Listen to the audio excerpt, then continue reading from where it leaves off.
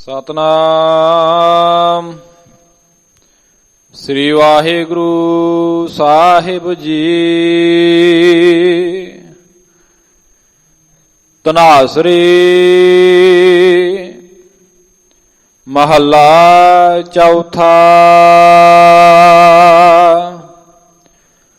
ਹਰ ਹਰ ਬੂੰਦ ਭਏ ਹਰ ਸੁਆਮੀ,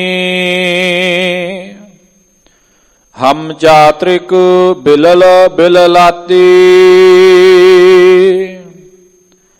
ਹਰ ਹਰ ਕਿਰਪਾ ਕਰੋ ਪ੍ਰਭ ਆਪਣੀ, ਮੁਖ ਦੇਵੋ ਹਰ ਨਿਮਖਾਤੀ।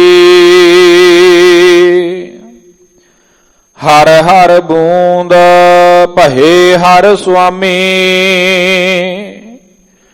ਹਮ ਚਾਤ੍ਰਿਕ ਬਿਲਲ ਬਿਲਲਾਤੀ।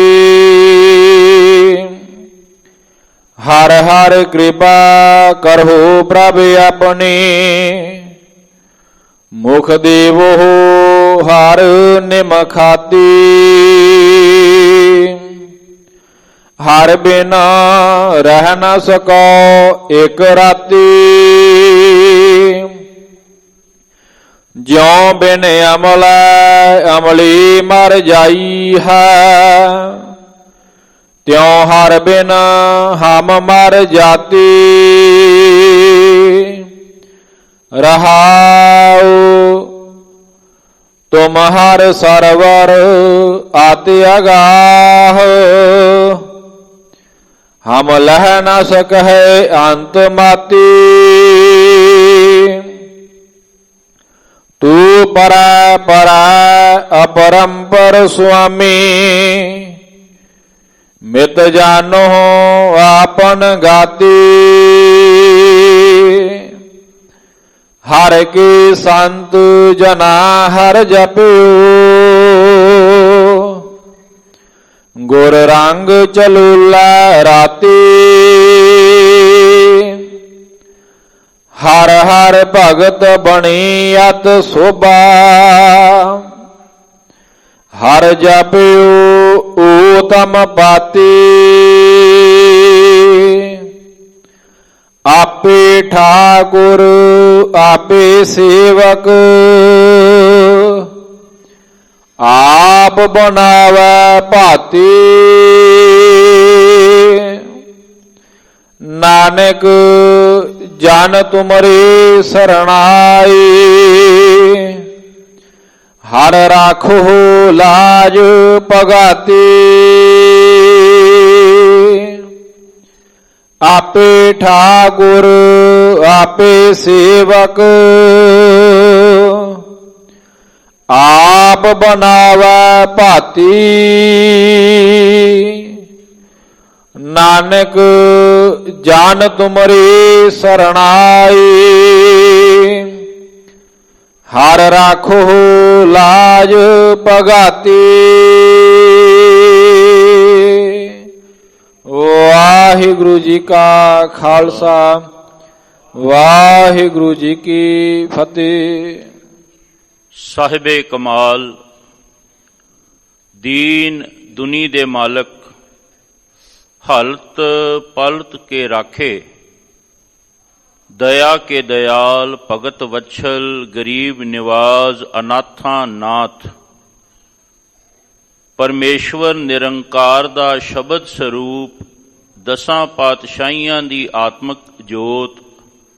ਹਾਜ਼ਰ ਨਾਜ਼ਰ ਗੁਰਦੇਵ, ਚਵਰ ਤਖਤ ਰਾਜ ਦੇ ਮਾਲਕ, ਸਿਰ ਸ਼ਾਹਾਂ ਪਾਤਸ਼ਾਹ। ਧੰਨ ਧੰਨ ਸ੍ਰੀ ਗੁਰੂ ਗ੍ਰੰਥ ਸਾਹਿਬ ਸਤਿਗੁਰ ਸੱਚੇ ਪਾਤਸ਼ਾਹ ਜੀ ਦੀ ਪਾਵਨ ਪਵਿੱਤਰ ਚਰਨ ਸ਼ਰਨ ਵਿੱਚ ਜੁੜ ਬੈਠੇ ਮੇਰੇ ਸੋਹਣੇ ਸਤਿਗੁਰੂ ਦੇ ਪਿਆਰੇ ਪੁੱਤਰੋ ਤੇ ਸਿਆਣੀਓ ਧੀਓ। ਗੱਜ ਵੱਜ ਕੇ ਫਤਿਹ ਦਾ ਆਵਾਜ਼ਾਂ ਬੁਲੰਦ ਕਰੀਏ ਜੀ। ਵਾਹਿਗੁਰੂ ਜੀ ਕਾ ਖਾਲਸਾ, ਵਾਹਿਗੁਰੂ ਜੀ ਕੀ ਫਤਿਹ। ਪਰਮ ਸਤਿਕਾਰਯੋਗ ਸਤਸੰਗੀ ਜਨੋ, ਧਰਮ ਦਾ ਧੁਰਾ, ਸਿੱਖੀ ਦਾ ਕੇਂਦਰ, ਹਰਮੰਦਰ ਸੋਈ ਆਖੀਐ ਜਿੱਥੋਂ ਹਰ ਜਾਤਾ। ਸਤਿਗੁਰੂ ਸ੍ਰੀ ਗੁਰੂ ਰਾਮਦਾਸ ਜੀ ਦੇ ਦਰੋਂ ਘਰੋਂ ਵਰੋਸਾਏ ਇਹ ਪਾਵਨ ਅਸਥਾਨ, ਜੋ ਸਮੁੱਚੇ ਜਗਤ ਜੀਵਾਂ ਨੂੰ ਅੰਮ੍ਰਿਤ ਵੇਲੇ ਹੁਕਮਨਾਮੇ ਰਾਹੀਂ ਜੀਵਨ ਜਾਚ ਦਰਸਾਉਂਦੇ ਨੇ। ਅੱਜ ਸਤਿਗੁਰਾਂ ਨੇ ਤਰਸ ਕੀਤਾ,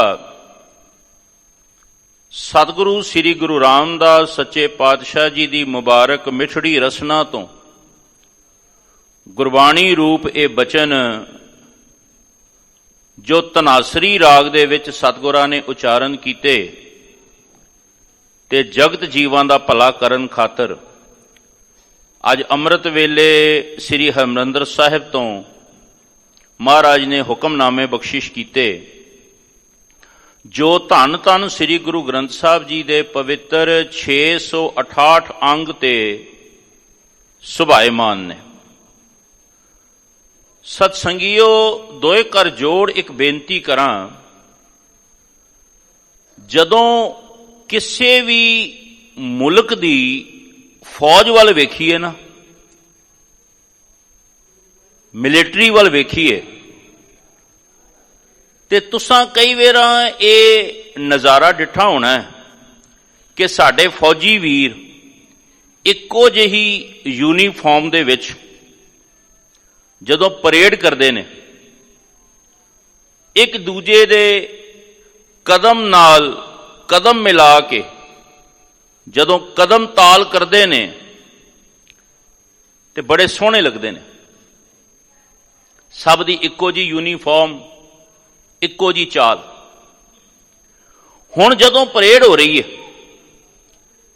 ਤੇ ਕਤਾਰ ਦੇ ਵਿੱਚ ਜਿਹੜਾ ਫੌਜੀ ਵੀਰ ਸਭ ਤੋਂ ਅੱਗੇ ਖਲੋਤਾ ਹੈ, ਜੇ ਕਿਤੇ ਉਹਦੇ ਮਨ ਵਿੱਚ ਇਹ ਹੰਕਾਰ ਆ ਜਾਵੇ ਕਿ ਸ਼ਾਇਦ ਮੈਂ ਬਾਕੀ ਆਪਣੇ ਫੌਜੀ ਵੀਰਾਂ ਨਾਲੋਂ ਵੱਧ ਲਾਇਕ ਹਾਂ ਜਾਂ ਵੱਧ ਸਿਆਣਾ, ਜਾਂ ਮੇਰੀ ਕਾਰਗੁਜ਼ਾਰੀ ਇਹਨਾਂ ਤੋਂ ਸ਼੍ਰੇਸ਼ਟ ਹੈ, ਇਸ ਕਰਕੇ ਮੈਨੂੰ ਪੰਕਤੀ ਵਿੱਚ ਸਭ ਤੋਂ ਅੱਗੇ ਲਾਇਆ ਗਿਆ, ਇਹ ਉਸ ਵੀਰ ਦਾ ਭੁਲੇਖਾ ਹੈ। ਕਿਉਂਕਿ ਪਰੇਡ ਕਰਦਿਆਂ ਜਦੋਂ ਉਹਨਾਂ ਦਾ ਸੀਨੀਅਰ ਆਫੀਸਰ ਕੇਵਲ ਇੱਕੋ ਲਫ਼ਜ਼ ਵਰਤਦਾ ਹੈ, ਅਬਾਊਟ ਟਰਨ, ਇੰਨਾ ਕਹਿੰਦਿਆਂ ਹੀ ਸਾਰੇ ਫੌਜੀ ਵੀਰਾਂ ਦੀ ਦਿਸ਼ਾ ਬਦਲ ਜਾਂਦੀ ਹੈ। ਜਿਹੜਾ ਵੀਰ ਪਰੇਡ ਦੇ ਵਿੱਚ ਆਪਣੀ ਪੰਕਤੀ ਵਿੱਚ ਸਭ ਤੋਂ ਅੱਗੇ ਖਲੋਤਾ ਸੀ, ਇੱਕ ਸੈਕਿੰਡ ਦੇ ਵਿੱਚ ਉਹ ਸਭ ਤੋਂ ਪਿੱਛੇ ਹੋ ਜਾਂਦਾ ਹੈ, ਕਿਉਂਕਿ ਫੌਜੀ ਆਪਣੀ ਦਿਸ਼ਾ ਬਦਲ ਲੈਂਦੇ ਨੇ। ਇਹੋ ਹਾਲ ਸਾਡੇ ਜੀਵਨ ਦਾ। ਜੇ ਪਰਮੇਸ਼ਵਰ ਵਾਹਿਗੁਰੂ ਜੀ ਨੇ ਸਾਨੂੰ ਕੋਈ ਗੁਣ ਬਖਸ਼ਿਸ਼ ਕਰਕੇ ਨਿਵਾਜਿਆ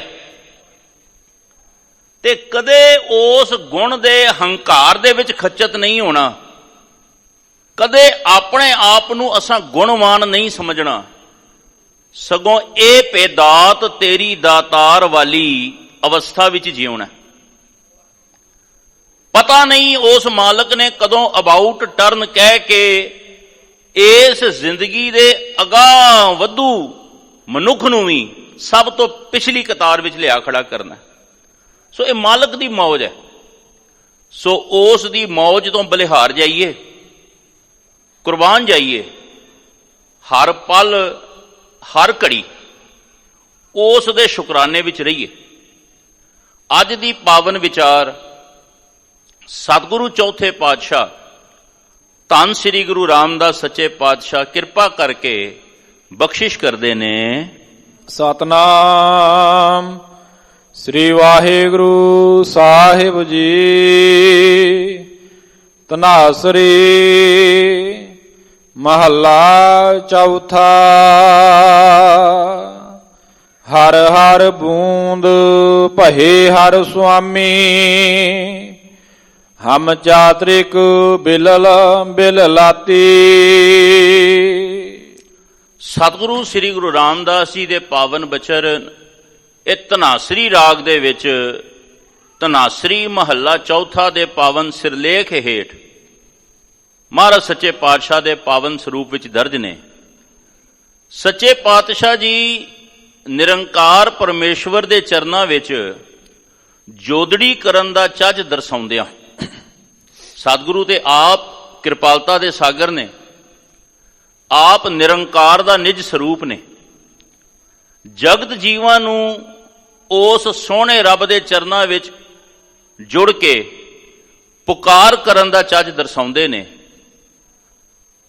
ਹਰ ਹਰ ਬੂੰਦ ਭਏ ਹਰ ਸੁਆਮੀ, ਹਮ ਚਾਤਰਕ ਬਿਲਲ ਬਿਲ ਲਾਤੀ। हे ਮੇਰੇ ਪਰਮੇਸ਼ਵਰ ਵਾਹਿਗੁਰੂ ਜੀ, हे ਕਿਰਪਾ ਨਿਧਾਨ ਜਗਤ ਗੁਰ ਬਾਬਾ ਜੀ, ਤੁਹਾਡੇ ਪਾਵਨ ਪਵਿੱਤਰ ਨਾਮ ਦੀ ਇੱਕ ਬੂੰਦ, ਬੜੇ ਪਿਆਰੇ ਲਫ਼ਜ਼ ਗੁਰਮਤਿ ਦੇ ਵਿੱਚ ਬਾਰੰਬਾਰ ਸਤਿਗੁਰਾਂ ਨੇ ਦ੍ਰਿੜ ਕਰਾਏ ਨੇ। ਮਤਾ ਕੋਈ ਬਚਨ ਸਾਡੀ ਝੋਲੀ 'ਚ ਪੈ ਜਾਵੇ। ਸਤਿਗੁਰਾਂ ਨੇ ਇੱਥੇ ਚਾਤਰਕ ਦੀ ਉਦਾਹਰਣ ਦਿੰਦਿਆਂ ਇਹ ਪਾਵਨ ਬਚਨਾਂ ਰਾਹੀਂ ਸਮਝਾਉਣਾ ਕੀਤਾ। हे ਜੀਵ, ਚਾਤਰਕ ਦੀ ਨਿਆਈ ਪੁਕਾਰ ਕਰ। ਭਾਵੇਂ ਜਦੋਂ ਮੇਘ ਵਸਦਾ ਤੇ ਅਣਗਿਣਤ ਬੂੰਦਾਂ ਆਸਮਾਨ ਤੋਂ ਧਰਤੀ ਤੇ ਪੈਂਦੀਆਂ ਨੇ, ਪਰ ਚਾਤਰਕ ਨੂੰ ਇੱਕ ਸਵਾਤੀ ਬੂੰਦ ਦੀ ਆਸ ਹੈ, ਜੋ ਇਸ ਆਸ ਦੇ ਵਿੱਚ ਚਿਰਾਂ ਤੋਂ ਉਡੀਕ ਕਰੀ ਬੈਠਾ। ਸਤਿਗੁਰੂ ਜੀਵ ਨੂੰ ਇਸੇ ਪ੍ਰਕਾਰ ਦੀ ਬਿਨੈ ਕਰਨ ਦਾ ਚੱਜ ਦਰਸਾ ਰਹੇ ਨੇ। हे ਵਾਹਿਗੁਰੂ ਜੀ, ਜਿਵੇਂ ਚਾਤਰਿਕ ਇੱਕ ਸਵਾਤੀ ਬੂੰਦ ਦੇ ਲਈ ਬਿਲ ਲਾਉਂਦਾ, ਤੜਫਦਾ, ਮੇਰੇ ਅੰਦਰ ਦੀ ਤਰਫ ਵੀ ਮਾਨੋ ਇਸੇ ਪ੍ਰਕਾਰ ਹੈ।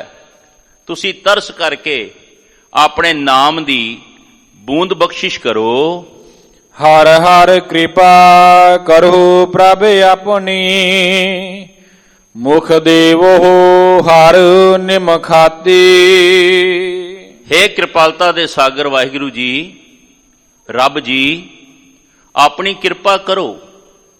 ਆਪਣੀ ਦਿਆਲਤਾ ਦੇ ਸਦਕੇ ਮੈਨੂੰ ਨਾਮ ਦੀ ਇੱਕ ਬੂੰਦ, ਇੱਕ ਕਣੀ ਬਖਸ਼ ਦਿਓ।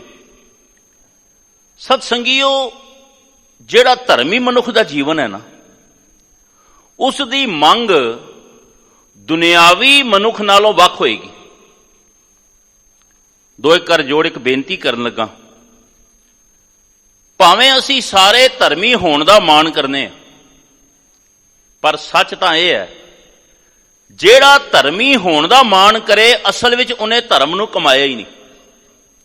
ਕਿਉਂਕਿ ਮਨੁੱਖ ਜਿਉਂ-ਜਿਉਂ ਧਰਮ ਵੱਲ ਕਦਮ ਪੁੱਟਦਾ, ਗੁਰੂ ਪੂਰੇ ਦੀ ਬਖਸ਼ਿਸ਼ ਤੇ ਮਿਹਰਾਮਤ ਸਦਕਾ ਉਸ ਦੇ ਅੰਦਰੋਂ ਆਪ ਹੋਣ ਦਾ ਅਹੰਕਾਰ ਮੁੱਕ ਜਾਂਦਾ। ਮੈਂ ਦੀ ਪੜ੍ਹਾਈ ਨੂੰ ਤਿਆਗ ਕੇ ਤੂੰ ਦੀ ਪੜ੍ਹਾਈ ਵੱਲ ਤੁਰ ਪੈਂਦਾ। ਇੱਕ ਗੱਲ ਚੇਤੇ ਰੱਖੀਏ, ਜਦੋਂ ਧਰਮ ਦੇ ਮਾਰਗ ਤੇ ਕਦਮ ਪੁੱਟਾਂਗੇ ਨਾ, ਤੇ 5 ਧੱਦਿਆਂ ਤੋਂ ਸਾਨੂੰ ਨਿਜਾਤ ਮਿਲ ਜਾਏਗੀ, ਖਹਿੜਾ ਛੁੱਟ ਜਾਏਗਾ। ਕਿਉਂਕਿ ਧਰਮ ਦਾ ਪਹਿਲਾ ਅੱਖਰ ਹੈ ਧੱਦਾ, 3 ਅੱਖਰਾਂ ਦੀ ਵਿਚਾਰ ਦਾ ਸਮਾਂ ਨਹੀਂ। ਜੇ ਧਰਮ ਨੂੰ ਕਮਾਉਣ ਦਾ ਯਤਨ ਕਰਾਂਗੇ, ਪਹਿਲਾ ਧੱਦਾ, ਅੱਜ ਗੁਰੂ ਰਾਮਦਾਸ ਦੇ ਚਰਨਾਂ ਚੋਂ ਝੋਲੀ ਪਵਾ ਕੇ ਜਾਈਏ, 5 ਧੱਦਿਆਂ ਤੋਂ ਛੁਟਕਾਰਾ ਹੋ ਜਾਏਗਾ। ਪਹਿਲਾ ਧੱਦਾ ਹੈ ਧੂੜ। ਆ ਜਿਹੜੀ ਅਗਿਆਨਤਾ ਦੀ ਧੂੜ ਹੈ ਨਾ, ਜਿਸ ਧੂੜ ਨੂੰ ਗੁਰ ਸ਼ਬਦ ਦੇ ਰਾਹੀਂ ਦੂਰ ਕੀਤਾ ਜਾ ਸਕਦਾ, ਇਹ ਜਿਹੜਾ ਗੁਬਾਰ ਹੈ ਨਾ ਅਗਿਆਨਤਾ ਦਾ, ਇਹ ਮਨੁੱਖ ਨੂੰ ਧਰਮ ਦੇ ਮਾਰਗ ਤੇ ਇੱਕ ਕਦਮ ਵੀ ਨਹੀਂ ਜੇ ਪੁੱਟਣ ਦਿੰਦਾ। ਸੋ ਇਸ ਅਗਿਆਨਤਾ ਦੀ ਧੂੜ ਤੋਂ ਛੁਟਕਾਰਾ ਪ੍ਰਾਪਤ ਹੋਏਗਾ ਤੇ ਅਗਲੇਰਾ ਰਾਹ ਨਜ਼ਰੀ ਪਵੇਗਾ। ਤੇ ਦੂਜਾ ਧੱਦਾ ਹੈ ਧੁੰਦ। ਭਾਈ ਸਾਹਿਬ ਭਾਈ ਗੁਰਦਾਸ ਜੀ ਦੇ ਬਚਨ ਪੜ੍ਹਦੇ ਹਾਂ। ਸਤਿਗੁਰੂ ਸ੍ਰੀ ਗੁਰੂ ਨਾਨਕ ਦੇਵ ਸੱਚੇ ਪਾਤਸ਼ਾਹ ਦਾ ਰੂਪ ਧਾਰ ਕੇ ਅਕਾਲ ਪੁਰਖ ਪਰਮੇਸ਼ਵਰ ਜੀ ਆਪ ਇਸ ਧਰਤੀ ਤੇ ਆਏ, ਤੇ ਜਿਹੜੀ ਅਗਿਆਨਤਾ ਦੀ ਧੁੰਦ ਪਸਰੀ ਹੋਈ ਸੀ, ਗੁਰੂ ਨਾਨਕ ਨੇ ਜਦੋਂ ਸ਼ਬਦ ਦਾ ਸੂਰਜ ਪ੍ਰਗਟ ਕੀਤਾ, ਪੜ੍ਹਦੇ ਹਾਂ ਮਿੱਟੀ ਧੁੰਦ ਜਗ ਚਾਨਣ ਹੋਆ। ਅੱਜ ਉਸੇ ਚਾਨਣ ਦੇ ਵਿੱਚ ਸਮੁੱਚੇ ਜਗਤ ਨੂੰ ਜੀਵਨ ਜਾਚ ਮੇਰੇ ਸਤਿਗੁਰੂ ਨੇ ਦਰਸਾਈ ਹੈ। ਪਰ ਇਹ ਪ੍ਰਕਾਸ਼ ਉਹਨਾਂ ਲਈ ਏ ਜਿਹੜੇ ਧਰਮ ਦੇ ਮਾਰਗ ਤੇ ਤੁਰ ਚੁੱਕੇ ਨੇ, ਜਿਨ੍ਹਾਂ ਨੇ ਪਹਿਲਾ ਕਦਮ ਧਰਮ ਦੇ ਮਾਰਗ ਤੇ ਪੁੱਟਿਆ। ਭਾਈ ਸਾਹਿਬ ਭਾਈ ਗੁਰਦਾਸ ਜੀ ਦਾ ਇੱਕ ਬਚਨ ਸਾਹਮਣੇ ਆ ਗਿਆ, ਗੱਲਾਂ ਦੇ ਨਾਲ ਉਸ ਸੋਹਣੇ ਰੱਬ ਦੇ ਮਾਰਗ ਤੇ ਨਹੀਂ ਤੁਰਿਆ ਜਾ ਸਕਦਾ। ਭਾਈ ਸਾਹਿਬ ਫਰਮਾਉਂਦੇ ਨੇ ਨਾ, ਪੂਛਤ ਪਥਕ ਤਹ ਮਾਰਗ ਨਾ ਧਾਰੈ ਪੱਗ, ਪ੍ਰੀਤਮ ਕੇ ਦੇਸ ਕੈਸੇ ਬਾਤਨ ਸੇ ਜਾਈਏ। पूछत है बैद खात औखद न संजम से, कैसे मिटे रोग सुख सहज समाइए। पूछत सुहागन है कर्म दुहागन के, हृदय बेबचार कत सेजा बुलाइए। भाई साहब फरमाउंदे ने, गाए सुने आंखें मीचे, पाइए ना परम पद, गुर उपदेश जय जो लो ना कमाईए।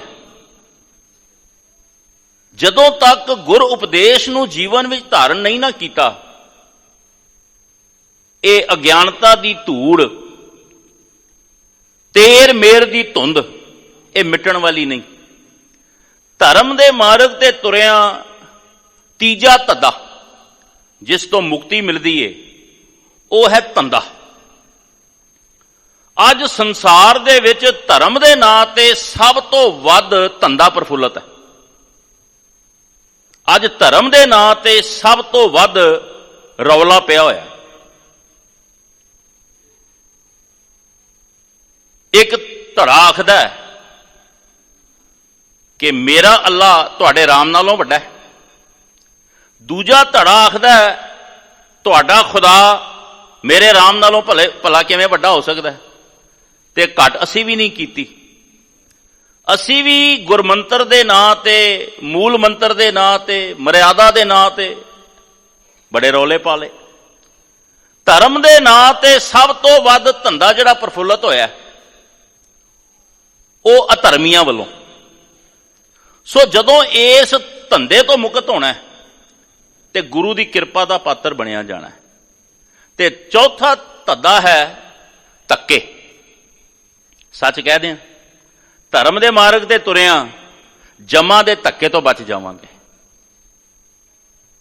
ਬਾਰ-ਬਾਰ ਸਤਿਗੁਰਾਂ ਨੇ ਬਾਣੀ ਦੇ ਵਿੱਚ ਇਹ ਇਸ਼ਾਰਾ ਕੀਤਾ, ਜੇ ਜਮਾਂ ਦੇ ਧੱਕੇ ਤੋਂ ਬਚਣਾ ਤੇ ਫਿਰ ਧਰਮ ਦੇ ਮਾਰਗ ਤੇ ਇਮਾਨਦਾਰੀ ਨਾਲ ਟੁਰਨਾ ਪਏਗਾ।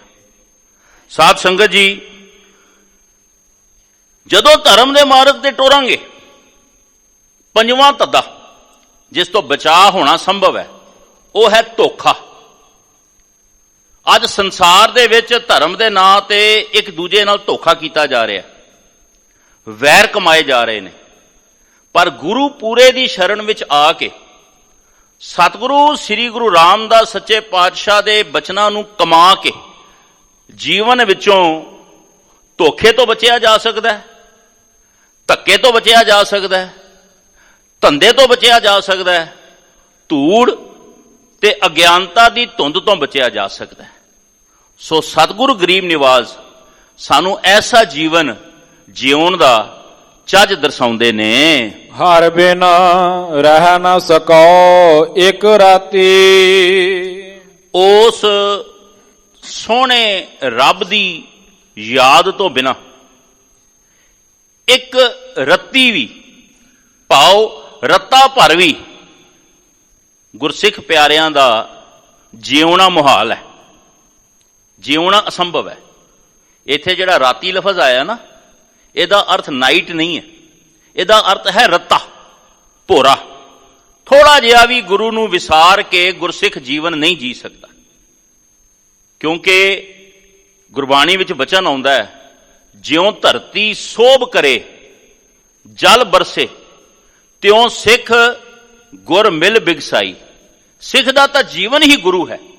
ਸੋ ਗੁਰੂ ਤੋਂ ਵਿਛੜ ਕੇ ਰੱਤਾ ਭਰ ਵੀ ਜੀਵਨ ਜਿਉਣਾ ਅਸੰਭਵ ਹੈ। ਜਿਉ ਬਿਨ ਅਮਲੈ ਅਮਲੀ ਮਰ ਜਾਈ ਹੈ, ਤਿਉ ਹਰ ਬਿਨ ਹਮ ਮਰ ਜਾਤੀ।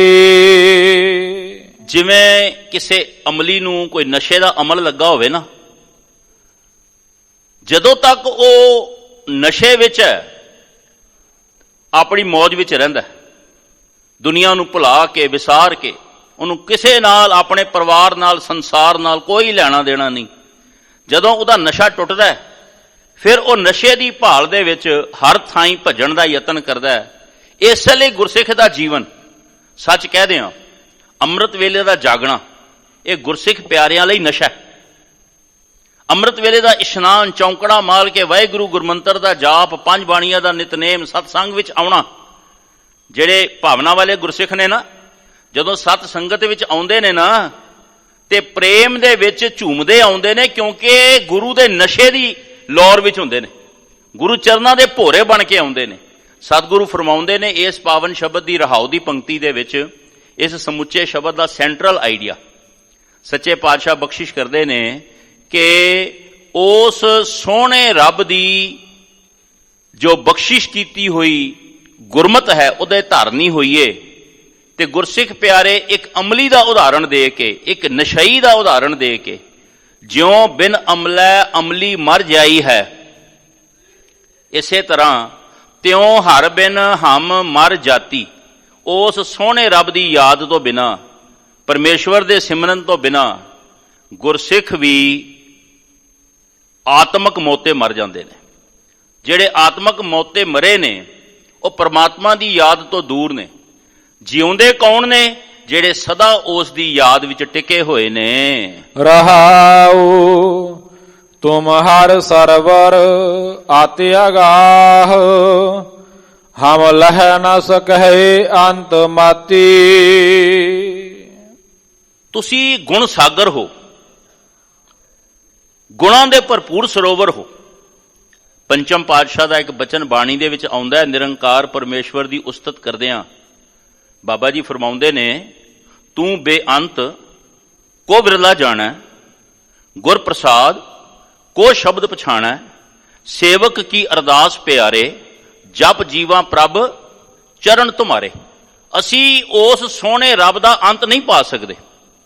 ਅਸਾਂ ਕੇਵਲ ਜੋਦੜੀ ਕਰਨੀ, ਅਸਾਂ ਕੇਵਲ ਅਰਦਾਸ ਕਰਨੀ ਹੈ, ਪਰਮੇਸ਼ਵਰ ਜੀ, ਵਾਹਿਗੁਰੂ ਜੀ, ਸਾਨੂੰ ਵੀ ਆਪਣੇ ਮਾਰਗ ਤੇ ਤੁਰਨ ਦਾ ਚੱਜ ਬਖਸ਼ੋ। ਤੁਸੀਂ ਤਾਂ ਗਿਆਨ ਦੇ ਸਰੋਵਰ ਹੋ, ਭਲਾ ਅਸੀਂ ਕਿਵੇਂ ਆਪ ਜੀ ਦਾ ਥੋ ਟਿਕਾਣਾ, ਆਪ ਜੀ ਦਾ ਅੰਤ ਪਤਾ ਕਰ ਸਕਦੇ ਹਾਂ? ਇੱਕ ਬਚਨ ਪੜ੍ਹਦੇ ਹਾਂ ਨਾ ਕਲਗੀਧਰ ਪਾਤਸ਼ਾਹ ਦਾ, ਆਦ ਅੰਤ ਏਕੈ ਅਵਤਾਰਾ, ਸੋਈ ਗੁਰੂ ਸਮਝਿਓ ਹਮਾਰਾ। ਬੇਨਤੀ ਕਰਾਂ, ਇਹ ਜਿਹੜਾ ਆਦ ਅੰਤ ਪੰਕਤੀ ਹੈ ਨਾ, ਇੱਥੇ ਸਤਿਗੁਰਾਂ ਨੇ ਕਟਕ ਕੜਾ ਅਲੰਕਾਰ ਵਰਤਿਆ।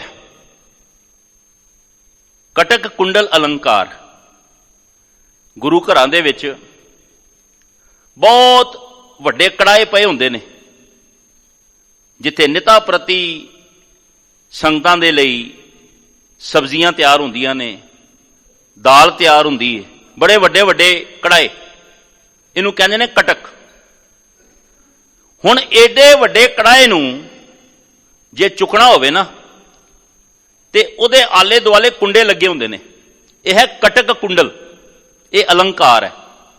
ਜਿਵੇਂ ਕਿਸੇ ਵੱਡੇ ਕੜਾਏ ਨੂੰ ਚੁੱਕਣ ਦੇ ਲਈ ਆਲੇ ਦੁਆਲੇ ਕੁੰਡਲ ਲੱਗੇ ਨੇ, ਜਦੋਂ ਉਹਨਾਂ ਦੇ ਰਾਹੀਂ ਚੁੱਕਾਂਗੇ ਨਾ ਕੜਾਏ ਨੂੰ, ਤੇ ਕੜਾਏ ਨੂੰ ਫਿਰ ਵਿੱਚੋਂ ਚੁੱਕਣ ਦੀ ਲੋੜ ਨਹੀਂ, ਆਲੇ ਦੁਆਲਿਓਂ ਚੁੱਕਣ ਦਾ ਯਤਨ ਕਰੋਗੇ, ਵਿੱਚੋਂ ਵੀ ਚੁੱਕਿਆ ਜਾਏਗਾ। ਇਹ ਹੈ ਕਟਕ ਕੁੰਡਲ ਅਲੰਕਾਰ। ਇਹ ਕੀ ਹੈ? ਜਦੋਂ ਸਤਿਗੁਰਾਂ ਨੇ ਕਿਹਾ ਨਾ ਆਦ ਅੰਤ, ਆਦ ਕਾਲ ਤੋਂ ਵਾਹਿਗੁਰੂ ਪਰਮਾਤਮਾ ਦੀ ਹੋਂਦ, ਜਦੋਂ ਇਹ ਸੰਸਾਰ ਵਿੱਚ ਕੁਝ ਵੀ ਨਹੀਂ ਸੀ ਨਾ, ਅਰਬਦ ਨਰਬਦ ਧੁੰਦੂਕਾਰਾ, ਉਸ ਸਮੇਂ ਪਰਮਾਤਮਾ ਸੀ। ਜਦੋਂ ਇਹ ਸੰਸਾਰ ਦੀ ਅਜੇ ਮਾਲਕ ਪਰਮੇਸ਼ਵਰ ਨੇ ਸਿਰਜਣਾ ਨਹੀਂ ਸੀ ਕੀਤੀ, ਤੇ ਅੰਤ ਜਦੋਂ ਇਸ ਸੰਸਾਰ ਦੇ ਵਿੱਚ ਕੁਝ ਵੀ ਨਹੀਂ ਰਹਿਣਾ, ਤਾਂ ਵੀ ਪਰਮਾਤਮਾ ਦੀ ਹੋਂਦ ਸੁਰਜੀਤ ਰਹਿਣੀ। ਹੁਣ ਜਦੋਂ ਆਦ ਅੰਤ ਦੀ ਗੱਲ ਕੀਤੀ ਤੇ ਜਿਹੜਾ ਹੁਣ ਵਰਤਮਾਨ ਹੈ ਆਪੇ ਵਿੱਚ ਆ ਗਿਆ।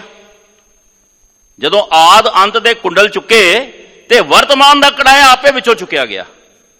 ਸੋ ਪਰਮਾਤਮਾ ਦੀ ਸਿਫਤ ਕਰਦਿਆਂ ਗੁਰੂ ਸਾਹਿਬ ਨੇ ਐਸੇ ਅਲੰਕਾਰ ਕਈ ਥਾਵਾਂ ਤੇ ਵਰਤੇ ਨੇ, ਤੇ ਇੱਥੇ ਮੇਰੇ ਸੱਚੇ ਪਾਤਸ਼ਾਹ ਸਾਨੂੰ ਬਾਰ-ਬਾਰ ਇਹੋ ਸਮਝਾਉਂਦੇ ਨੇ, ਤੁਮ ਹਰ ਸਰਵਰ ਅਤ ਅਗਾਹ ਹਮ ਲਹਿ ਨਾ ਸਕੈ ਅੰਤ ਮਾਤੀ।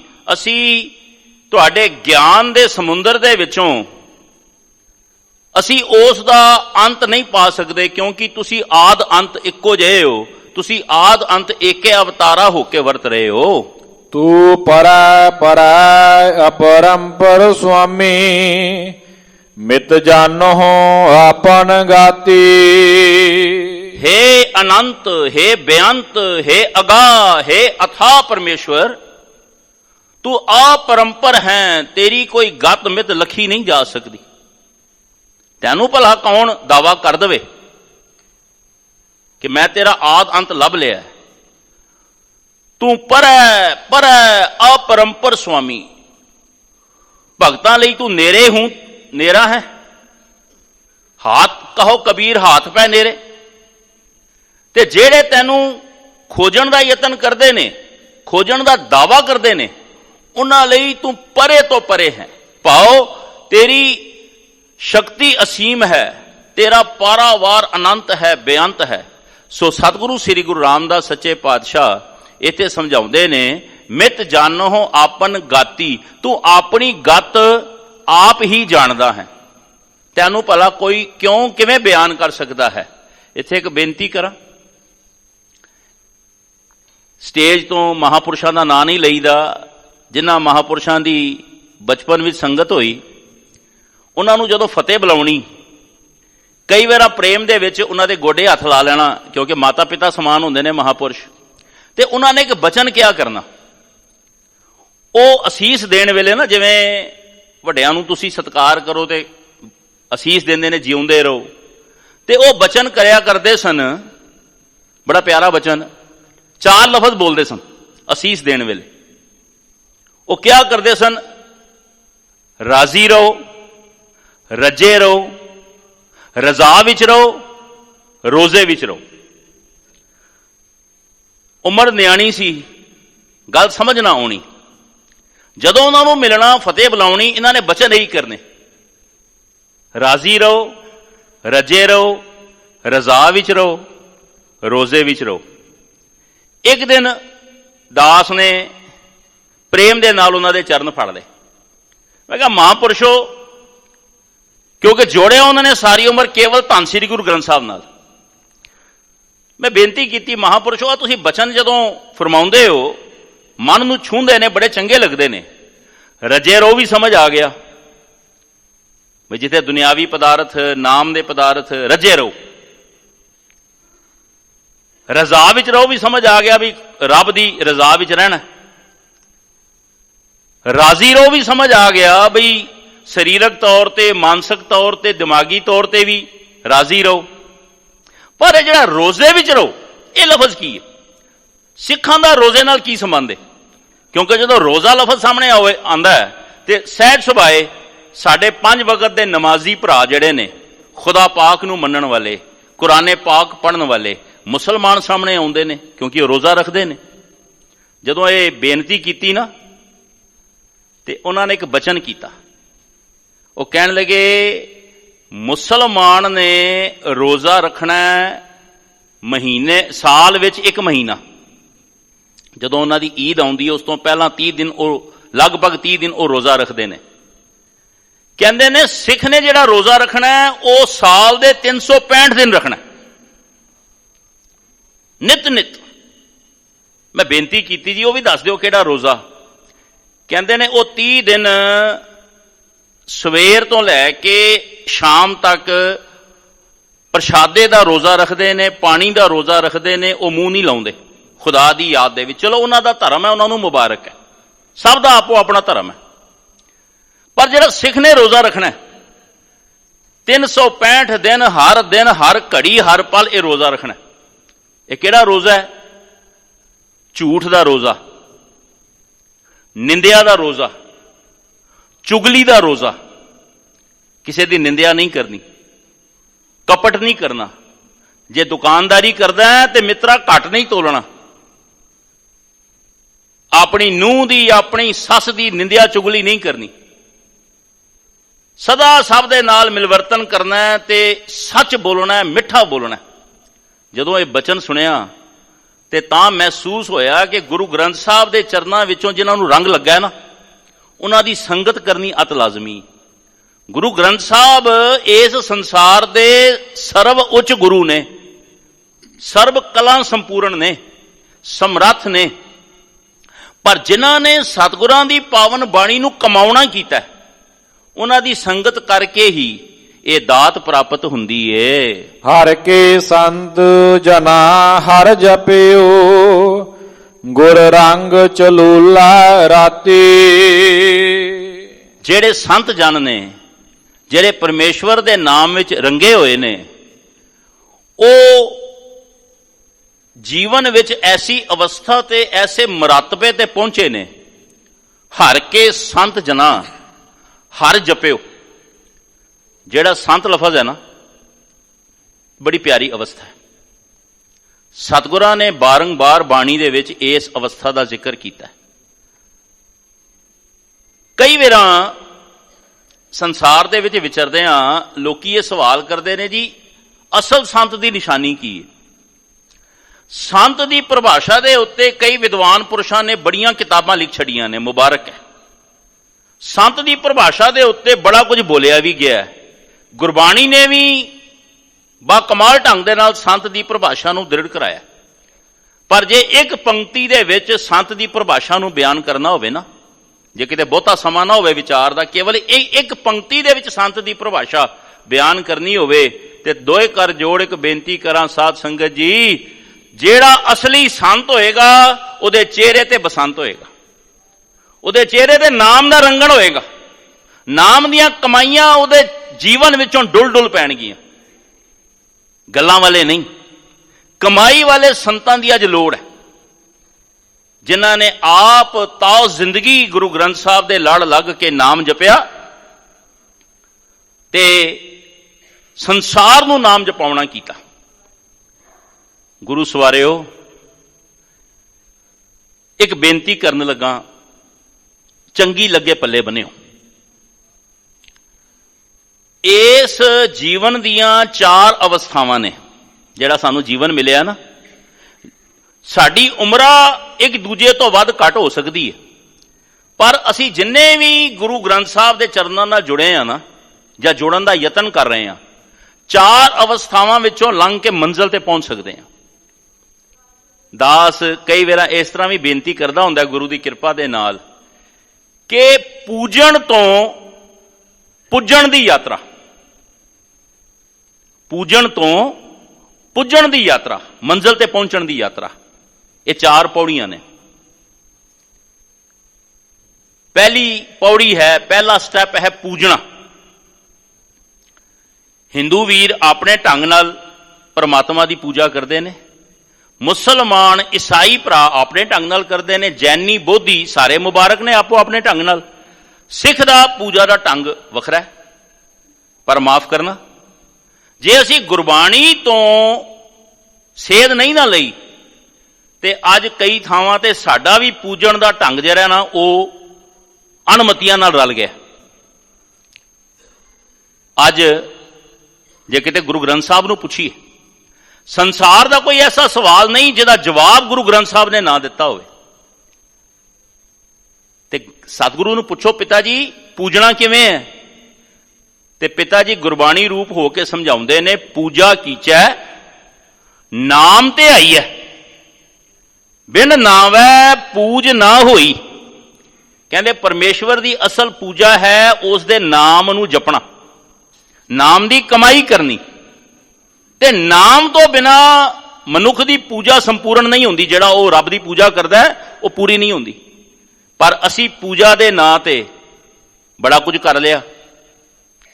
ਦੀਵੇ ਬਾਲ ਕੇ ਅਸੀਂ ਆਰਤੀਆਂ ਵੀ ਮਚਾਈਆਂ, ਹੋਰ ਬੜਾ ਕੁਝ ਕੀਤਾ।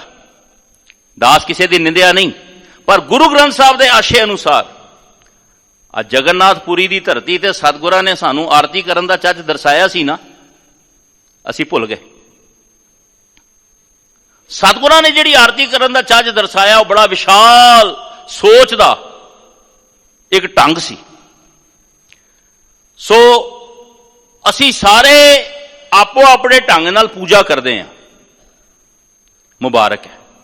ਪਰ ਸਾਰੀ ਜ਼ਿੰਦਗੀ ਜੇ ਪੂਜਾ ਕਰਦਿਆਂ ਲੰਘ ਗਈ, ਅਗਲੀ ਪੌੜੀ ਤੇ ਨਹੀਂ ਚੜੇ, ਸਮਾਂ ਘੱਟ ਹੋਣ ਕਰਕੇ ਕੇਵਲ ਬੋਲ ਕੇ ਲੰਘਾਂ। ਪਹਿਲੀ ਪੌੜੀ ਹੈ ਪੂਜਣਾ। ਲਗਭਗ ਅਸੀਂ ਸਾਰੇ ਆਪੋ ਆਪਣੇ ਢੰਗ ਨਾਲ ਗੁਰੂ ਦੀ ਪੂਜਾ ਕਰ ਰਹੇ ਹਾਂ। ਦੂਜੀ ਪੌੜੀ ਹੈ ਪੁੱਛਣਾ। ਪੂਜਾ ਕਰਦਿਆਂ, ਬਾਣੀ ਪੜ੍ਹਦਿਆਂ, ਕੀਰਤਨ ਕਥਾ ਸੁਣਦਿਆਂ ਕਦੇ ਕੋਈ ਮਨ ਦੇ ਵਿੱਚ ਸਵਾਲ ਪੈਦਾ ਹੋਵੇ, ਗੁਰੂ ਗ੍ਰੰਥ ਸਾਹਿਬ ਨੂੰ ਪੁੱਛ ਲਿਆ ਕਰੋ। ਜਦੋਂ ਤੱਕ ਪੁੱਛਾਂਗੇ ਨਹੀਂ, ਸਾਡੇ ਅੰਦਰ ਉਹ ਜਵਾਬ ਨਹੀਂ ਨਾ ਮਿਲੇਗਾ, ਅਸੀਂ ਕਨਫਿਊਜ਼ ਹੋ ਜਾਵਾਂਗੇ। ਇਸ ਕਰਕੇ ਗੁਰੂ ਕੋਲੋਂ ਪੁੱਛਣਾ ਜ਼ਰੂਰੀ ਹੈ। ਤੇ ਪੁੱਛਣ ਦੇ ਲਈ ਜਾਂ ਸਹਿਜ ਪਾਠ ਕਰਨਾ ਪਵੇਗਾ, ਰੱਬ ਨਾਲ ਗੱਲਾਂ ਕਰਨੀਆਂ ਪੈਣਗੀਆਂ, ਤੇ ਜਾਂ ਕਥਾ ਕੀਰਤਨ ਦੇ ਵਿੱਚ ਆ ਕੇ ਹਾਜ਼ਰੀ ਲਾਉਣੀ ਪਏਗੀ। ਮਨ ਦੇ ਸਵਾਲ ਗੁਰੂ ਗ੍ਰੰਥ ਸਾਹਿਬ ਦੇ ਅੱਗੇ ਪੁੱਛ ਲਿਆ ਕਰੀਏ। ਹੁਣ ਤੁਸੀਂ ਇਸ਼ਾਰਾ ਸਮਝ ਗਏ ਹੋ, ਰੋਜ਼ ਦੀ ਸੰਗਤ ਕਰਨ ਵਾਲੇ ਹੋ, ਸਮਾਂ ਘੱਟ ਹੈ। ਤੀਜੀ ਪੌੜੀ ਪੁੱਟਣਾ। ਪਹਿਲੇ ਹੈ ਪੂਜਣਾ, ਫਿਰ ਹੈ ਪੁੱਛਣਾ। ਜਦੋਂ ਤੁਸੀਂ ਗੁਰੂ ਗ੍ਰੰਥ ਸਾਹਿਬ ਦੇ ਕੋਲੋਂ ਕੋਈ ਸਵਾਲ ਦਾ ਜਵਾਬ ਲੈ ਲਿਆ, ਉਹਨੂੰ ਜੀਵਨ ਵਿੱਚ ਧਾਰਨ ਕਰੋ। ਕੀ ਹੋਏਗਾ? ਜਿਹੜੇ ਸਾਡੇ ਅੰਦਰ ਜਨਮਾਂ ਜਨਮਾਂ ਦੀ ਮੈਲ ਲੱਗੀ ਹੈ ਨਾ, ਬਾਬਾ ਜੀ ਫਰਮਾਉਂਦੇ ਨੇ, ਜਨਮ ਜਨਮ ਕੀ ਇਸ ਮਨ ਕੋ ਮਲ ਲਾਗੀ ਕਾਲਾ ਹੋਆ ਛਿਆ। ਉਹ ਜਿਹੜੀ ਮੈਲ ਹੈ, ਉਹ ਜਿਹੜੇ ਹੰਕਾਰ ਦੀਆਂ ਜੜ੍ਹਾਂ ਇੰਨੀਆਂ ਡੂੰਘੀਆਂ ਹੋ ਗਈਆਂ ਨੇ, ਉਹ ਜਿਹੜਾ ਕਾਮ ਕ੍ਰੋਧ ਬੁਰਾਈਆਂ ਜਿਹੜੀਆਂ ਨੇ ਅੰਦਰ ਇੰਨੀਆਂ ਗਹਿਰੀਆਂ ਹੋ ਗਈਆਂ ਨੇ, ਉਹਨਾਂ ਦੀ ਜੜ ਪੁੱਟਣੀ ਪਏਗੀ। ਤਾਂ ਧਰਮ ਵਾਲੇ ਪਾਸੇ ਕਦਮ ਪੁੱਟਿਆ ਜਾਏਗਾ, ਤਾਂ ਮੰਜ਼ਿਲ ਵੱਲ ਟੁਰਾਂਗੇ।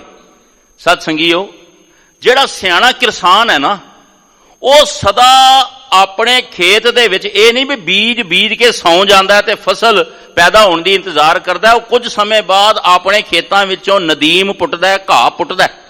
ਉਹਨੂੰ ਪਤਾ ਹੈ ਵੀ ਇਸ ਘਾਹ ਨੇ ਮੇਰੀ ਫਸਲ ਦਾ ਨੁਕਸਾਨ ਕਰਨਾ ਹੈ। ਆਪਣੇ ਅੰਦਰੋਂ ਲੱਭ ਲੋਭ ਬੁਰਾਈਆਂ ਦੀ ਜਿਹੜੀ ਜੜ੍ਹਾਂ ਨੇ, ਇਹਨਾਂ ਨੂੰ ਪੁੱਟਣਾ ਕਰੀਏ। ਉਹ ਸਾਨੂੰ ਸੰਗਤ ਵਿੱਚ ਆ ਕੇ ਪ੍ਰੇਰਨਾ ਮਿਲੇਗੀ। ਜਦੋਂ ਆਪਣੇ ਅੰਦਰੋਂ ਇਸ ਦੇਹੀ ਮੈਂ ਪੰਜ ਚੋਰ ਵਸੈ, ਕਾਮ ਕ੍ਰੋਧ ਲੋਭ ਮੋਹ ਅਹੰਕਾਰਾ, ਜਦੋਂ ਪੁੱਟਣ ਦਾ ਯਤਨ ਕਰਾਂਗੇ ਤੇ ਚੌਥੀ ਅਵਸਥਾ ਬੜੀ ਪਿਆਰੀ ਜੇ, ਪੁੱਜਣਾ। ਮੰਜ਼ਿਲ ਤੇ ਪਹੁੰਚ ਜਾਵਾਂਗੇ। ਸੋ ਅੱਜ ਤੋਂ ਯਤਨ ਕਰੀਏ, ਪੂਜਣ ਤੋਂ ਪੁੱਜਣ ਤੱਕ ਦੀ ਯਾਤਰਾ ਆਰੰਭ ਕਰੀਏ। ਤੇ ਸਤਿਗੁਰ ਕਿਰਪਾ ਕਰਨ, ਸਤਿਗੁਰੂ ਆਪ ਬਾਂਹ ਫੜ ਕੇ ਅੱਗੇ ਲੈ ਆਉਂਦੇ ਨੇ। ਪਿਤਾ ਜੀ ਫਰਮਾਉਂਦੇ ਨੇ, ਹਰ ਕੇ ਸੰਤ ਜਨਾ ਹਰ ਜਪਿਓ ਗੁਰ ਰੰਗ ਚਲੂਲੇ ਰਾਤੀ। ਜਿਹੜੇ ਰੱਬ ਦੇ ਪਿਆਰੇ ਨੇ, ਸੰਤ ਜਨ ਨੇ, ਉਹ ਪਰਮੇਸ਼ਵਰ ਦੇ ਨਾਮ ਜਪਦਿਆਂ ਜਪਦਿਆਂ ਉਸ ਨਾਮ ਦੇ ਰੰਗਣ ਵਿੱਚ ਰੰਗੇ ਜਾਂਦੇ ਨੇ। ਹਰ ਹਰ ਭਗਤ ਬਣੀ ਅਤ ਸੋਭਾ, ਹਰ ਜਪਿਓ ਊਤਮ ਪਾਤੀ। ਪਰਮੇਸ਼ਵਰ ਦੀ ਬੰਦਗੀ ਕਰਨ ਦਾ ਸਭ ਤੋਂ ਵੱਡਾ ਜੋ ਲਾਹਾ ਹੈ, ਉਹ ਹੈ ਬੰਦਗੀ ਕਰਦਿਆਂ ਕਰਦਿਆਂ ਭਗਤ ਪਿਆਰੇ ਜਿਹੜੇ ਨੇ ਉਹ ਰੱਬ ਦਾ ਰੂਪ ਹੋ ਜਾਂਦੇ ਨੇ।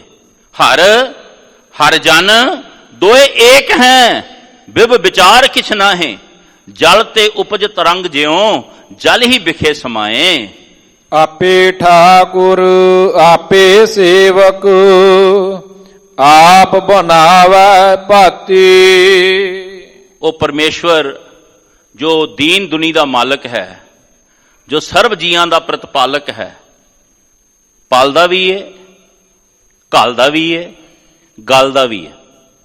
ਉਹ ਸੋਹਣਾ ਰੱਬ ਆਪ ਆਪਣੇ ਸੇਵਕ ਵਿੱਚ ਵਸ ਕੇ ਉਹਨੂੰ ਆਪਣੇ ਵਰਗਾ ਬਣਾ ਲੈਂਦਾ ਹੈ, ਤੇ ਆਪ ਹੀ ਆਪਣੀ ਇਸ ਕਿਰਤ ਨੂੰ ਬੜੇ ਸੁੰਦਰ ਢੰਗ ਦੇ ਨਾਲ ਸਜਾ ਕੇ ਜੀਵਨ ਜਿਉਣ ਦਾ ਚੱਜ ਦਰਸਾਉਂਦਾ ਹੈ, ਤੇ ਆਪ ਹੀ ਆਪਣੀ ਕਲਾ ਨੂੰ ਜਾਣਦਾ ਹੈ। ਨਾਨਕ ਜਨ ਤੁਮਰੀ ਸਰਣ ਆਏ, ਹਰ ਰਾਖੋ ਲਾਜ ਭਗਾਤੀ। ਧੰਨ ਸ੍ਰੀ ਗੁਰੂ ਰਾਮਦਾਸ ਸਤਿਗੁਰ ਸੱਚੇ ਪਾਤਸ਼ਾਹ ਕਿਰਪਾ ਨਿਧਾਨ ਜਗਤ ਗੁਰੂ ਜੀ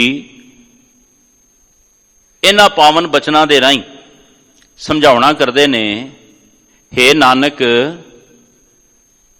ਪਰਮਾਤਮਾ ਜੀ ਤੁਹਾਡੀ ਸ਼ਰਨ ਵਿੱਚ ਆਇਆ, ਤੁਹਾਡੇ ਚਰਨਾਂ ਵਿੱਚ ਆਣ ਹਾਜ਼ਰ ਹੋਇਆ, ਤੁਹਾਡਾ ਜਨ ਬਣ ਕੇ। ਕਦੇ ਜਨ ਬਣਨ ਦਾ ਯਤਨ ਕਰਿਓ। ਬੜੀ ਪਿਆਰੀ ਅਵਸਥਾ, ਜਿਹੜੇ ਹੁਕਮ ਵਿੱਚ ਨੇ, ਜਿਹੜੇ ਰਹਿਤ ਵਿੱਚ ਨੇ, ਪਰਪੱਕ ਨੇ, ਇਹ ਜਨ ਦੇ ਮਾਰਗ ਤੇ ਤੁਰੇ ਹੋਏ ਨੇ। ਬੇਨਤੀ ਕਰਾਂ, ਜਨ ਲਫ਼ਜ਼ ਧੰਨ ਸ੍ਰੀ ਗੁਰੂ ਗ੍ਰੰਥ ਸਾਹਿਬ ਜੀ ਦੀ ਪਾਵਨ ਬਾਣੀ ਵਿੱਚ ਬਾਰ-ਬਾਰ ਸਤਿਗੁਰਾਂ ਨੇ ਸੁਭਾਏਮਾਨ ਕੀਤਾ।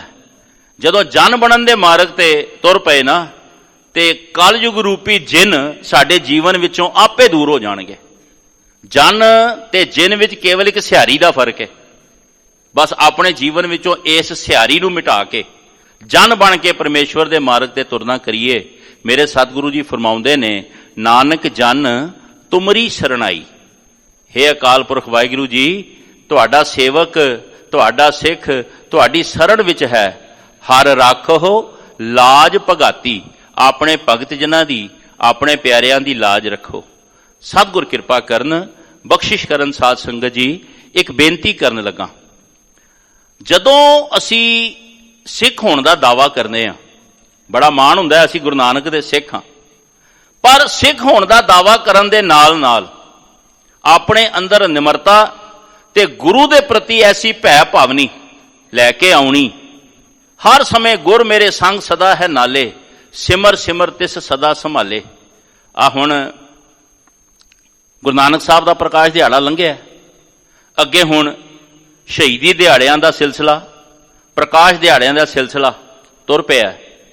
ਇੱਕ ਬੇਨਤੀ ਕਰਾਂ, ਹੱਥ ਜੋੜ ਕੇ ਆਪ ਜੀ ਦੇ ਦਰ ਘਰ ਦਾ ਕੂਕਰ ਬਣ ਕੇ ਬੇਨਤੀ ਕਰਨ ਲੱਗਾ। ਸਿੱਖਾਂ ਨੇ ਬੜੇ ਲੰਗਰ ਲਾਉਣੇ ਨੇ, ਮੁਬਾਰਕ ਹੈ, ਲੰਗਰ ਲਾਓ, ਪਰ ਗਿਆਨ ਦਾ ਲੰਗਰ ਨਾ ਵੰਡੋ। ਕੇਵਲ ਇਸ ਸਰੀਰ ਦਾ ਆਹਰ ਨਹੀਂ, ਇਸ ਆਤਮਾ ਦਾ ਆਹਰ ਵੀ ਨਾਲ ਵੰਡੋ। ਜਦੋਂ ਵੇਖਦੇ ਹਾਂ, ਭਾਵੇਂ ਬੜੀਆਂ ਸਟੇਜਾਂ ਤੋਂ ਇਸ ਗੱਲ ਦਾ ਪ੍ਰਚਾਰ ਹੁੰਦਾ ਹੈ, ਸਾਹਿਬਜ਼ਾਦਿਆਂ ਦੇ ਸ਼ਹੀਦੀ ਦਿਹਾੜਿਆਂ ਤੇ ਬੜੇ 36 ਪ੍ਰਕਾਰ ਦੇ ਲੰਗਰ ਲਾਏ ਜਾਂਦੇ ਨੇ, ਬੜੇ ਪਕੌੜੇ ਤੇ ਜਲੇਬੀਆਂ ਤੇ ਗੁਲਾਬ ਜਾਮਨ ਵੰਡਣ ਵਾਲਿਓ, ਕੌਮ ਦੇ ਪੈਸੇ ਨੂੰ ਬਰਬਾਦ ਨਾ ਕਰੋ। ਮਾਫ ਕਰਨਾ, ਇੱਕ ਕੌੜਾ ਸੱਚ ਕਹਿ ਦਿਆਂ, ਸਾਡੇ ਪਰਿਵਾਰ ਦੇ ਵਿੱਚ ਜੇ ਕੋਈ ਭਾਣਾ ਵਰਤ ਜਾਏ, ਕੋਈ ਨੌਜਵਾਨ ਬੱਚਾ ਚੜ੍ਹਾਈ ਕਰ ਜਾਏ, ਕੀ ਅਸੀਂ ਆਪਣੇ ਘਰ ਦੇ ਵਿੱਚ ਜਲੇਬੀਆਂ ਤੇ ਗੁਲਾਬ ਜਾਮਨ ਵਰਤਾਉਂਦੇ ਆ? ਉਹ ਕਲਗੀਧਰ ਪਾਤਸ਼ਾਹ ਦੇ 4 ਸਾਹਿਬਜ਼ਾਦੇ ਖਾਲਸੇ ਨੂੰ ਸਿਰਜਣਾ ਕਰਨ ਸਮੇਂ ਸਤਿਗੁਰਾਂ ਨੇ ਬਚਨ ਕੀਤਾ ਸੀ, ਹਉ ਖਾਲਸੇ ਕਾ ਖਾਲਸਾ ਮੇਰੋ ਓਤ ਪੋਤ ਸਾਗਰ ਬੁੰਦੇਰੋ। ਤੇ ਉਸ ਬਚਨ ਨੂੰ ਪੂਰਾ ਕਰਨ ਦੇ ਲਈ ਸਤਿਗੁਰਾਂ ਨੇ ਆਪਣੇ 4 ਲਖ ਤੇ ਜ਼ਿਗਰ ਕੌਮ ਤੋਂ ਕੁਰਬਾਨ ਕੀਤੇ। ਉਹ ਗੁਰੂ ਸਵਾਰਿਓ, ਲੰਗਰ ਲਾਉਣਾ ਜੇ ਨਿਤਨੇਮ ਦਾ ਲਾਓ, ਲੰਗਰ ਲਾਉਣਾ ਜੇ ਗੁਰਮਤਿ ਦੇ ਕੰਪੀਟੀਸ਼ਨ ਦਾ ਲਾਓ, ਲੰਗਰ ਲਾਉਣਾ ਜੇ ਸੱਚ ਦੇ ਵਪਾਰ ਦਾ ਲਾਓ। ਮੈਂ ਦਾਅਵੇ ਨਾਲ ਇੱਕ ਗੱਲ ਕਹਿਣ ਲੱਗਾ, ਗੁਰੂ ਗ੍ਰੰਥ ਸਾਹਿਬ ਦੇ ਚਰਨਾਂ ਸਦਕਾ, ਜੇ ਕਿਤੇ 2 ਸਾਲ ਸਿੱਖ ਕੌਮ ਸਾਰੇ ਸੰਸਾਰ ਦੇ ਵਿੱਚ ਲੰਗਰ ਦੇ ਨਾਂ ਤੇ ਅਡੰਬਰ ਕਰਨੇ ਛੱਡ ਦੇਵੇ ਨਾ, ਮੈਂ ਫਿਰ ਕਹਿ ਦਿਆਂ ਲੰਗਰ ਲਾਜ਼ਮੀ ਹੈ, ਗੁਰੂ ਨਾਨਕ ਦੀ ਚਲਾਈ ਹੋਈ ਰੀਤ ਹੈ। ਲੇਕਿਨ ਲੰਗਰ ਕੇਵਲ ਦਾਲ ਪ੍ਰਸ਼ਾਦੇ ਦਾ ਵੀ ਹੋ ਸਕਦਾ ਹੈ, ਜ਼ਰੂਰੀ ਨਹੀਂ ਕਿ 36 ਪ੍ਰਕਾਰ ਦੇ ਭੋਜਨ ਹੋਣ। ਤੁਸੀਂ 2 ਸਾਲ ਲੰਗਰ ਦੇ ਨਾਂ ਤੇ ਆਪਣੇ ਦਸਵੰਧ ਦਾ ਮਿਸਯੂਜ਼ ਕਰਨਾ ਛੱਡ ਦਿਓ। ਮੈਂ ਦਾਅਵੇ ਨਾਲ ਕਹਿਣਾ, ਸਿੱਖ ਕੌਮ 2 ਸਾਲਾਂ ਬਾਅਦ ਸੰਸਾਰ ਨੂੰ ਇੱਕ ਯੂਨੀਵਰਸਿਟੀ ਦੇ ਸਕਦੀ ਹੈ, ਹਰ 1 ਸਾਲ ਬਾਅਦ ਇੱਕ ਵੱਡੇ ਲੈਵਲ ਦਾ ਹਸਪੀਟਲ ਦੇ ਸਕਦੀ ਹੈ, ਕੋਈ ਇੰਡਸਟਰੀ ਲਗਾ ਕੇ ਆਪਣੇ ਨੌਜਵਾਨ ਬੱਚਿਆਂ ਨੂੰ ਕਾਰੋਬਾਰ ਦੇ ਸਕਦੀ ਹੈ। ਹੱਥ ਜੋੜ ਬੇਨਤੀ ਕਰਨ ਲੱਗਾ, ਫਿਰ ਫਤਿਹ ਬੁਲਾਉਣ ਦਾ ਸਮਾਂ ਹੋ ਗਿਆ ਹੈ। ਸਾਧ ਸੰਗਤ ਜੀ, ਜੇ ਲੰਗਰ ਲਾਉਣਾ ਜੇ ਦਵਾਈ ਦਾ ਲਾਓ, ਲੰਗਰ ਲਾਉਣਾ ਜੇ ਪੜ੍ਹਾਈ ਦਾ ਲਾਓ, ਲੰਗਰ ਲਾਉਣਾ ਜੇ ਕਮਾਈ ਦਾ ਲਾਓ। ਅੱਜ ਬੱਚਿਆਂ ਨੂੰ ਲੋੜ ਹੈ ਉੱਚੀ ਵਿਦਿਆ ਦੀ, ਅੱਜ ਲੋੜਵੰਦ ਗਰੀਬ ਸਿੱਖਾਂ ਨੂੰ ਲੋੜ ਹੈ ਦਵਾਈ ਦੀ, ਇਲਾਜ ਦੀ। ਅੱਜ ਲੋੜ ਹੈ ਬੱਚਿਆਂ ਨੂੰ ਕਾਰੋਬਾਰ ਦੀ। ਦਵਾਈ, ਪੜ੍ਹਾਈ ਤੇ ਕਮਾਈ ਵੱਲ ਧਿਆਨ ਦਿਓ ਭਾਈ। ਗੁਰੂ ਨਾਨਕ ਦੇ ਦਿਹਾੜੇ, ਸਾਹਿਬਜ਼ਾਦਿਆਂ ਦੇ ਦਿਹਾੜੇ ਮਨਾਉਣੇ ਸਫਲ ਹੋ ਜਾਣਗੇ। ਸੋ ਬਚਨਾਂ ਨੂੰ ਸੰਕੋਚਦਾ, ਆਓ ਪੰਕਤੀ ਪੜ੍ਹ ਕੇ ਫਤਿਹ ਬੁਲਾਉਂਦੇ ਆ, ਵਿਚਾਰ ਕਰਦੇ ਆ, ਜਾਣੇ ਅਣਜਾਣੇ ਵਿੱਚ ਹੋਈਆਂ ਬੇਅੰਤ ਭੁੱਲਾਂ ਬਖਸ਼ ਲੈਣੀਆਂ। ਬਹੁਤ ਸ਼ੁਕਰਗੁਜ਼ਾਰ ਧੰਨ ਗੁਰੂ ਗ੍ਰੰਥ ਸਾਹਿਬ ਜੀ ਦੇ, ਸ਼੍ਰੋਮਣੀ ਗੁਰਦੁਆਰਾ ਪ੍ਰਬੰਧਕ ਕਮੇਟੀ ਦੇ, ਜਿਨ੍ਹਾਂ ਨੇ ਬੜੇ ਪਿਆਰ ਦੇ ਨਾਲ ਹੁਕਮ ਕਰਕੇ ਦਾਸ ਗਰੀਬ ਨੂੰ ਮਾਣ ਬਖਸ਼ਿਆ। ਰੱਬ ਵਰਗੀਆਂ ਸੰਗਤਾਂ ਦੇ ਦੀਦਾਰ ਕਰ ਸਕਾਂ। ਆਓ ਪੰਕਤੀ ਪੜ੍ਹਦੇ ਹਾਂ ਜੀ। ਆਪੇ ਠਾਕੁਰ ਆਪੇ ਸੇਵਕ ਆਪ ਬਣਾਵੈ ਭਾਤੀ ਨਾਨਕ ਜਨ ਤੁਮਰੀ ਸਰਣਾਈ ਹਰ ਰਾਖੋ ਲਾਜ ਭਗਾਤੀ ਵਾਹਿਗੁਰੂ ਜੀ ਕਾ ਖਾਲਸਾ ਵਾਹਿਗੁਰੂ ਜੀ ਕੀ ਫਤਿਹ।